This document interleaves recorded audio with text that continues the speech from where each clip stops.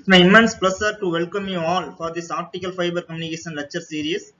So in general, we are all very much aware about the function of optical fiber communication block diagram. So it consists transmitter, fiber optical cable, then receiver. The role of transmitter is it has to convert electrical energy into light energy, followed by the same light energy has to transmit over the distance of fiber optic cable. After traveling a certain distance, that signal has to reach the receiver path. So the role of receiver is very much crucial. It should be deduct very perfectly. Then after completion of the deduction, it has to analyze or predict the presence of noise level. According to that noise level, the photo detector or receiver unit has to select appropriate mathematical algorithm or things. By using that corresponding algorithm, it has to rectify that noise, then it has to convert light energy into electrical energy. So from that presentation, let us discuss photodetector operation and working process. So this disclaimer is applicable to all the participants, those who are all listening in online platform. After listening this presentation, students might be aware about pin photodiode operation and working process. So first let us discuss optical detectors. Very beginning itself, I have explained clearly the purpose of photodetectors are to identify or sense the light signal. Then it has to convert uh, light energy into electrical energy. So the objective of photodetector is it sends the luminescent power falling. Luminescence in the sense brightness of light signal, and it convert to variation of optical power into corresponding electric current. So for that conversion, what are the requirements it has? First one is high response or sensitivity in the emission of wavelength. Second one is minimum addition of noise to the system. Third one is fast response speed. Fourth one is sufficient bandwidth to handle the desired rate. Fifth one is it must be insensitive to the temperature. What are the different types of photo detectors are available? First one is photo multiplier. Second one is pyroelectric detectors. Third one is semiconductor based photoconductors. Fourth one is photo transistors. Fifth one is photodiodes. So among these five, semiconductor based photo detectors are or photoconductors are highly used in our fiber optic communication system. So because of which specific reason it has been used in our fiber optic systems, sir? Those salient features are small size, suitable material, high sensitivity, and fast response time. So, what are the photodiodes are used in our fiber optic system? Those things are pin photodiodes and avalanche photodiodes. So, among these things, let us discuss pin photodiode working process and operation. So, this is our schematic structure of pin photodiode. It consists major three region. First one is P region. Second one is intrinsic region, which is just sandwiched in between P layer and N layer.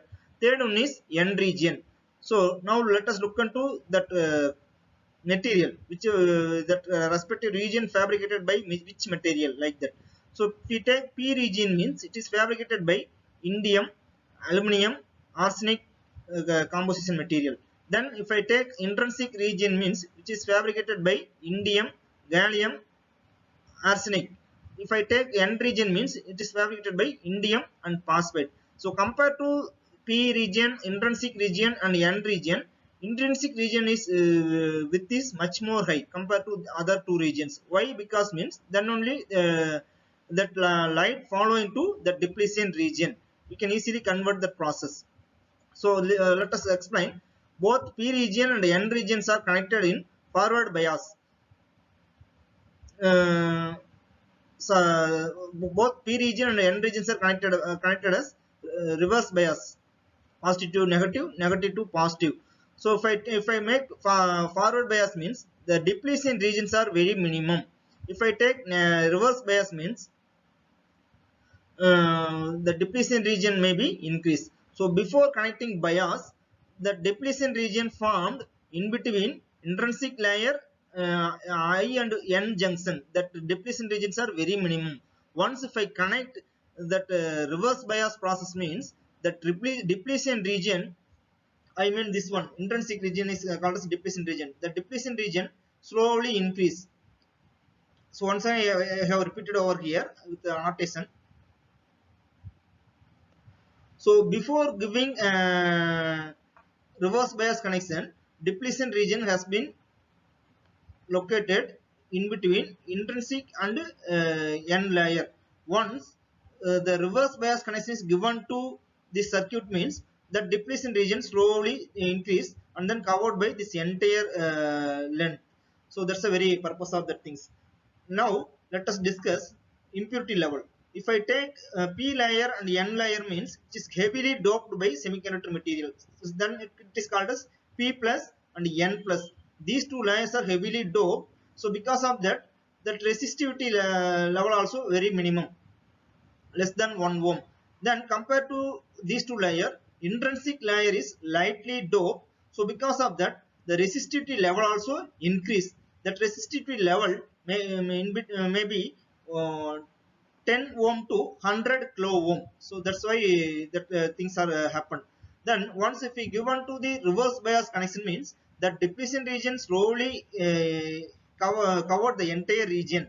Then compared to p region and n region, depletion region has much more length, because of the when once the lines fall on this depletion region, means photo multiplication carrier has been formed. Then it requires less energy to break the covalent bond, and then both electron and hole pair get recombination process happen. So by that time, it has to produce electrical energy. So this is our energy band diagram. Once the once the light energy fall on the depletion region, means that electron and hole pair charge carriers are created. That it requires less energy to break the covalent bond. By the time the electron movements from conduction band to valence band to conduction band happen. So by the time the electron and hole pairs are getting reacted, it produces electrical energy. So now let us discuss pin photodetector operation. So what already we have been discussed in the block diagram or that circuit diagram, the device structure consists P and N type regions separated by lightly doped intrinsic region, which is sandwiched in between two layers. So as reverse bias is being applied across the device, intrinsic region is fully depleted of the carriers. So before reverse bias, that depletion region is very minimum in between I region and N region. After applying reverse bias alone, the entire depletion regions are covered by entire intrinsic regions are covered by depletion carriers. When the incident photon has an energy is greater than or equal to band gap energy of semiconductor material, the photon give off its energy to excite electrons from valence band to conduction band. So that things alone we have been seen in our previous energy band diagram. So once the depletion region formed, means we have to apply reverse bias voltage. By the time that recombination carriers formed, after that it gets energized and the movement process happen from valence band to conduction band. Electron hole pairs are created due to the incident photons. These are called as photo-generated carriers. The electron and holes are separated by high electric field present in the depletion region and are collected across the reverse bias junction. This gives rise to a current IP, which is proportional to incident photon. I mean, this depletion region current is proportional to incident photon of external circuit.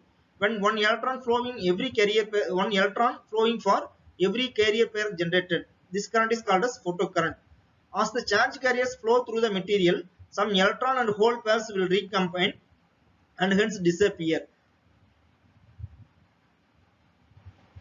On the average, charge carriers travel a small distance. It is called as diffusion length, Ln and Lp for electrons and holes respectively. This time taken for an electron or hole recombine is known as carrier lifetime, represented by tau n and tau p.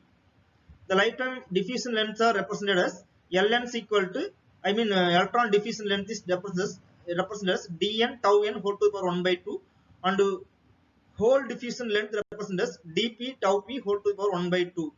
dn means electron diffusion coefficient, p means hole diffusion coefficient. Optical radiation is observed in the semiconductor material according to the relation P of x equal to P naught 1 minus e power minus alpha s lambda x. So P of x means amount of optical radiation being absorbed at a distance x in intrinsic region. P of A means incident optical power. Alpha S means absorption coefficient of material as function of wavelength.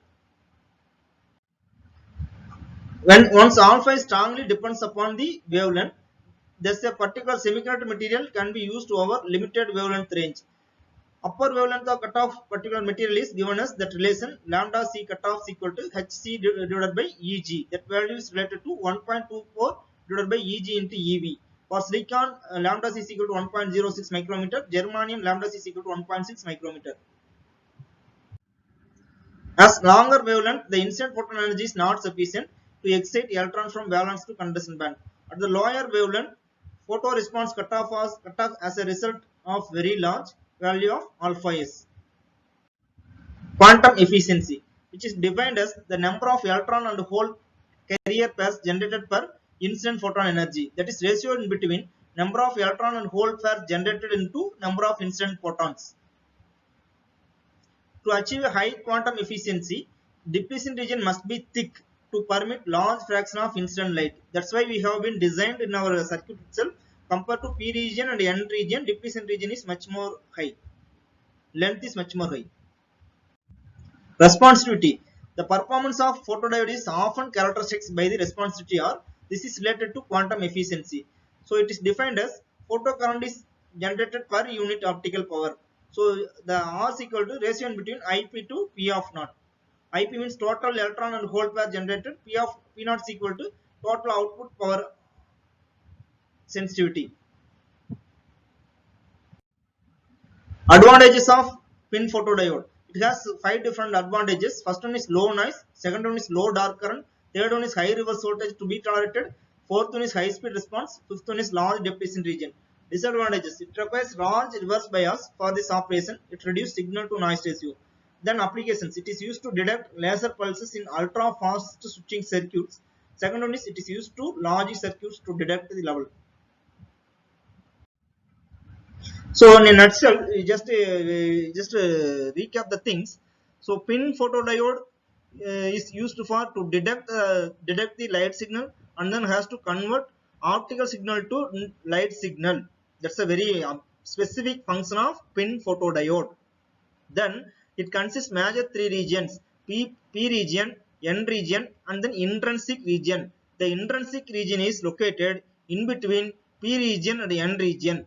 Both P and N regions are heavily doped. So because of that, it has high impurity. Due to that high impurity, the resistivity level is very minimum, less than 1 ohm. Then compared to intrinsic region, that intrinsic region is lightly doped. So because of that, it has much more resistivity. That value may be resistivity value may be 10 ohm to 100 kilo ohm. Once the light energy falls on the after that we need to give reverse bias connection. So why we are specifically go for that reverse bias connection means then only the depletion region will formed. Instead of that reverse bias, if I give forward bias means the depletion region may be removed. So in order to improving the depletion region, we need to go for reverse bias connection. Once if we give the reverse bias connection means the depletion region keep on improving or keep on increasing. Then followed by the electron and hole pairs, recombination pairs has been created. By the time it requires less energy to break the covalent bond in between atoms. By the time that electrons and hole pair recombination process happened from the P region and N region. By now the respective electric current may be produced. Then followed by we have quantum efficiency, response time also we have been discussed in the diagram. So that's the things. Then followed by we have been seeing some advantages, disadvantages and applications. Thank you.